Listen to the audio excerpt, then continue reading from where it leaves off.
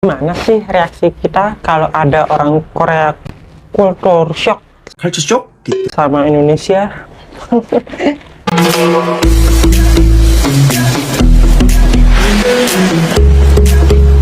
Oke guys, langsung aja. Sebagai orang Indonesia, kali ini kita coba section gitu ya, tentang gimana sih maksudnya reaksi kita gitu kalau misalkan ada orang-orang luar ya, termasuk orang Korea gitu ya, dia itu sempet kaget gitu sama Indonesia.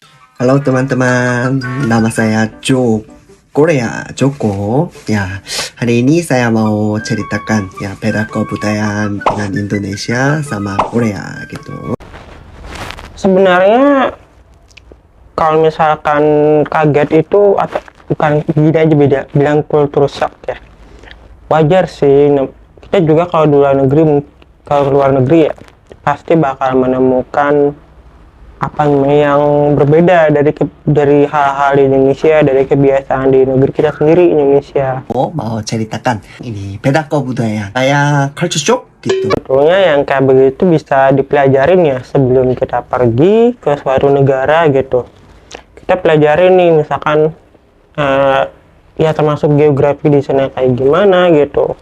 Terus orang-orang di sana umumnya seperti apa gitu. Walaupun setiap orang punya keunikan ya, tapi kan pasti ada sesuatu yang umum gitu di sana yang seperti sudah membudaya gitu.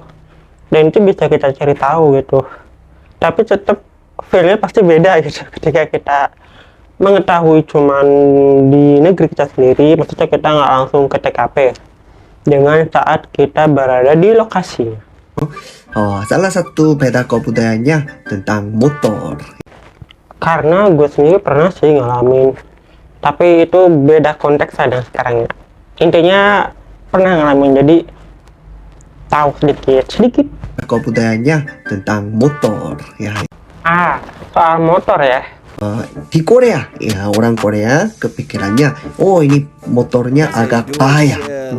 Terus dari anak kecil ibu saya selalu bilang ini motornya kalau naik ini bahaya dan bisa cepat mati dan tabrakan gitu. Terus ya, jangan naik motor. Nah di Indonesia itu kan motor banyak ya, memang di Indonesia masih mudah gitu ya motor ya. Tapi kalau udah di jalan ya bercampur baur, jadi kita juga bersaing gitu. Bukan bersaing sih istilahnya, karena campur baur jadi kayak bersaing gitu antara motor, truk gede, ada truk kecil juga, ada bus, ada sepeda beberapa udah ada jalur khusus gitu di tempat tertentu ya. Karena itu kadang kita harus hati-hati gitu, soalnya kalau misalkan nanti kita posisi sebagai pengendara mobil, kita ngerasain kadang kesel gitu sama pengendara motor. Tapi kalau kita jadi pengendara motor kadang malah kesel sama mobil gitu, terutama angkot-angkot yang tiba-tiba dia berhenti gitu ya, kita ada di belakang dia. Nih angkot sembarangan. Ya begitulah. Terus saya sampai tinggal di Indonesia umur 24, saya tidak pernah naik motor.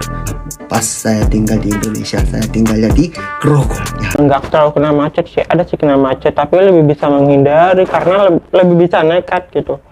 Kalau mobil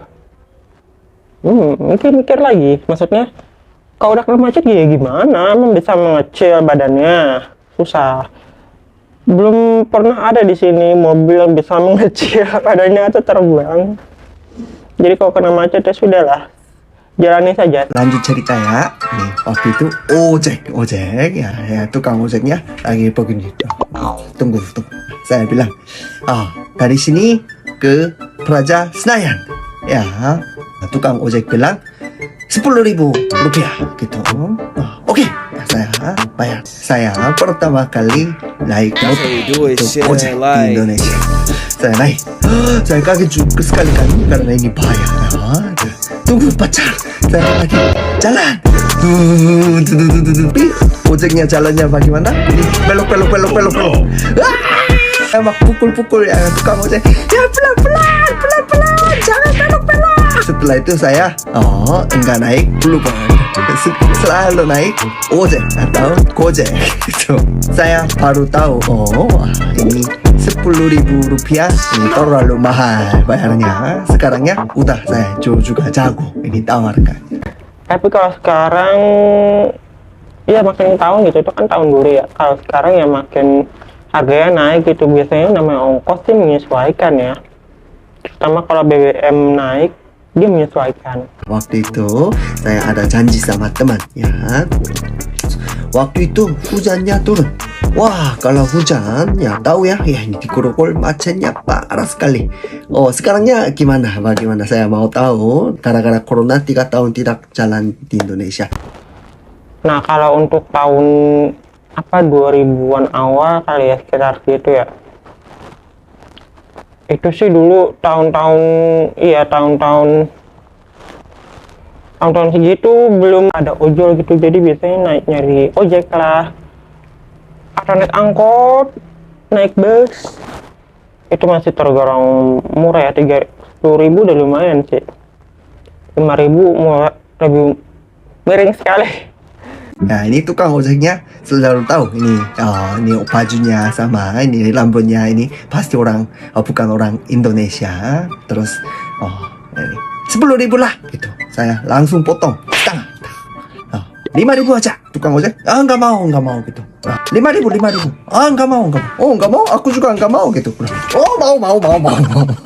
Tuh, kalau teman-teman nanti datang ke Korea jalan-jalan, mungkin susah cari ya motor-motornya dibanding sama Indonesia, tapi tetap ada juga. Terima kasih. Tapi ya ada sisi positifnya. Maksudnya sisi enaknya kadang kita kalau emang harus cepet-cepet gitu ya, harus ngejar waktu, biasanya sih ngejar waktu untuk datang ke suatu tempat, naik motor itu praktis banget. Joko, lanjut cerita ya. Saya tidak enak karena waktu itu saya ada pacar, udah mantan pacar ya. Ya sekarang jomblo, asli orang Indonesia. Terus saya tidak enak. Tiba-tiba pikir, temannya ajak motor, katanya motornya cepat. Oke.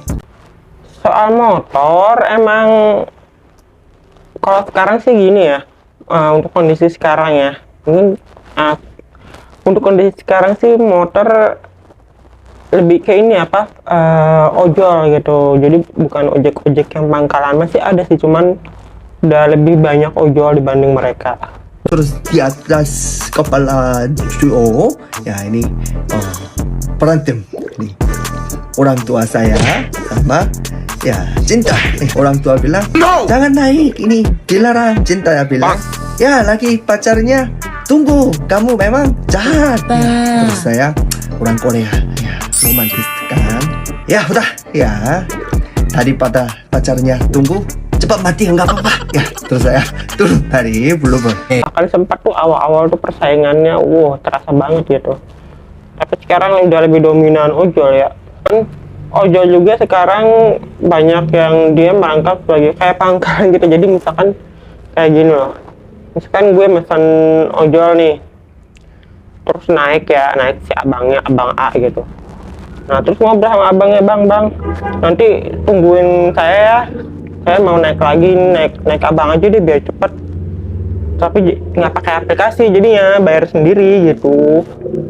Nah kalau misalkan emang ada persetujuan gitu di antara drivernya dengan konsumen itu, misalkan gue sebagai konsumennya dengan drivernya, udah biasanya sejalan aja. Tapi kalau misalkan mau pakai aplikasi lagi ya nggak masalah, terserah masing-masing aja. Cerita kedua ya, teman ajak ke makan restoran Padang. Terus kalau soal makanan, ada satu makanan yang sepengetahuan gue, kan gue suka lihat video-video orang-orang asing yang suka Indonesia atau ada di Indonesia ya. Ada yang dia suka menunjukkan makanan Indonesia kesukaan dia gitu. Secara umum sih kalau yang gue tahu dan emang sempat viral gitu ya, makanan ini nasi Padang. Jadi emang di mata orang asing tuh nasi Padang keren banget lah intinya. Banyak yang suka, termasuk orang Indonesia sendiri juga ya. Gue juga suka. rata-rata sih pada suka semua. Setelah duduk di meja kursi, wah di atas meja menunya banyak sekali. Saya kaget. Oh, ini gimana bisa makan semua? Teman bilang, Joko, kamu tidak usah makan semua. Kamu yang mau makan aja. Nanti ayamnya itu. Oh, oke. Ada ikan, ada tempe, yang gorengan, ya sayur, macam-macam ada. Nah, terus temannya, mau ke pipis. Terus, saya tunggu. Waktu itu Joko, ya haus. Ya, gimana? Terus di Indonesia panas dan halo Indonesian, halo Korean. Kamu tahu makanan yang enak? Kamu mau makan nasi? Mau. Ayo kita makan nasi Padang.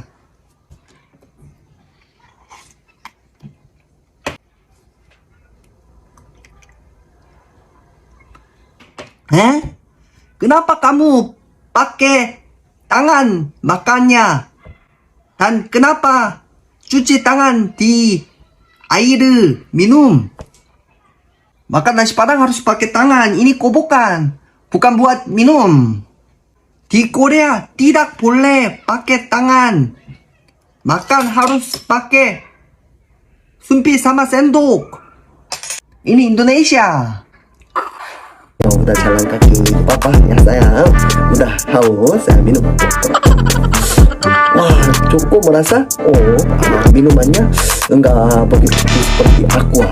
Mungkin ini lebih sehat. Temannya datang dari toilet.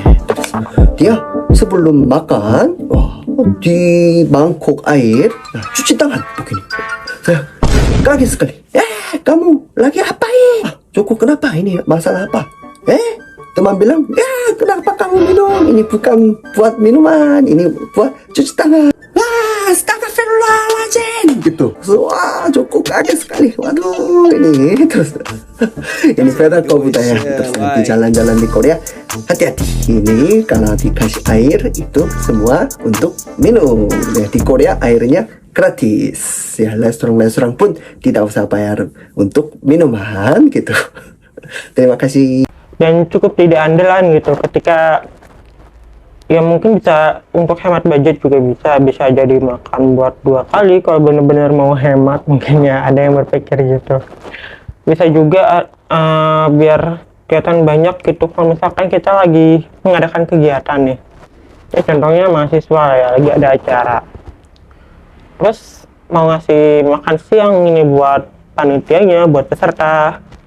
Nasi Padang emang termasuk murah sih, biasanya bisa cari yang murah dan porsinya lumayan banyak. Biasanya sih nasinya yang banyak. Mabuk nasi. Nomor 3, ya ini merokok. Di Indonesia kalau orang merokok ya enak ya. Nah, soal rokok. Kalau rokok ini biasanya di Indonesia memang masih secara umum masih lebih bebas ya. Maksudnya masih suka-suka gue gitu lah. Tapi memang di beberapa lokasi itu sudah seperti ada bukan klasifikasi apa sih, tempat yang pas gitu, jadi orang nggak bisa sembarangan di situ. Cuman belum menyeluruh gitu, tapi sudah ada orang istilahnya di tempat-tempat tertentu yang sudah memulai hal seperti itu, jadi lebih nyaman kadang di situ ya, karena kan misalkan gue sebagai cewek gitu ya, kadang menghindar aja gitu terkena asap rokok. Tapi kalau misalkan pakai masker sih lebih enak ya, jadi kan kita tertutup gitu bagian hidungnya, jadi ngerokok ya udah lo ini yang penting gue enggak gitu. Dan nggak kena asap rokok. Tapi kalau misalkan di tempat khusus, wah itu lebih enak lagi. Sambil ngopi atau jalan, orang-orang juga biasa gitu. Tapi di Korea dilarang, nggak boleh ya.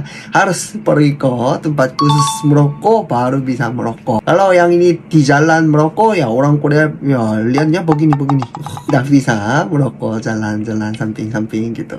Nah, kalau di Indonesia memang banyak jasa pijit ya. Ada yang normal lah, ada yang dia ada plus-plusnya gitu, plus-plus ada yang negatif ya, ada juga yang positif. Itu nanti semua tergantung sih ke konsumen masing-masing. massage. Wah, enak sekali di Indonesia ya. Di Korea kalau mau massage 1 jam aja rata-rata 50 ribuan, sekitar 600 ribu rupiah. Mahal. Ada yang kadang rada-rada nakal gitu, jadi ada yang pedes, tapi juga ada yang berbalut-balut gitu. Maksudnya berbalut-balut tuh dia kayak apa sih namanya, kalau diistilahin tuh dia kayak modus pakai nama baik tapi untuk yang enggak gitu, ada pakai namanya baik gitu tapi ternyata ada modus untuk hal enggak, ada juga yang murni, bisa cari-cari sendiri lah, cari-cari tahu sendiri gitu. Tapi ya gitulah, kondisinya juga macam-macam, dan itu juga secara umum sih enak pijat itu ya. seperti ke tempat pijit gitu. Tapi Indonesianya wah murah ya. 1 jam aja bayarannya 100 ribu rupiah doang ya. Kalau di hotel atau di kamar malas juga ya jalan sampai di tempat massage juga. Ada go massage juga. Di Korea 2 minggu sekali gitu aja. Wah ini enak tapi mahal. Dan di Indonesia 1 minggu 3 kali aja lebih murah sekali di. Cuman bukan cuma pijat aja, ada juga yang kayak gitu, jadi ini pijat juga sih sama, jadi kayak apa terus gitu, bagian belikat kayak gitu misalkan, enak itu. Biasanya di Korea ada 4 musim kan. Waktu musim panas, karena panas ya biasa aja orang Korea waktu sekolah gitu, atau jalan-jalan ya ketemu teman-teman ya. Ini celana pendeknya terbiasa. Tapi Misalkan cowok pakai celana pendek nih ya, kayak ini tadi. Nah, sebetulnya itu kalau dalam kondisi santai biasa sih ya, di Indonesia tuh ada aja gitu orang yang senang pakai celana yang lebih pendek gitu ya, bukan celana yang panjang. di Indonesia saya sekolah di Trisakti Universitas. Waktu itu pakai celana pendek. Di dalam kampus teman-temannya bilang, kamu kenapa pakai celana pendek? Tapi kalau misalkan kita di kondisi dimana kita berada di kegiatan formal, ya contohnya kuliah gitu ya, atau sekolah, atau mungkin misalkan kita ikut suatu acara gitu, ada seminar apalah gitu, nggak mungkin lah kita pakai celana pendek gitu, cowok-cowok pakai celana pendek ya. Jadi kesannya tuh pasti nggak sopan gitu pakai celana pendek. Di Koreanya boleh, tapi di Indonesia nggak boleh gitu. Guru juga bilang, jangan pakai celana pendek gitu. Saya, ini kayak culture shock. Kalau traveling doang wajar ya, tapi kalau di acara resmi celananya panjang. Kemeja sih bebas, biasanya bisa ada yang panjang atau pendek. Terus setelah itu nggak pakai ya respect ya di Budaya Indonesia.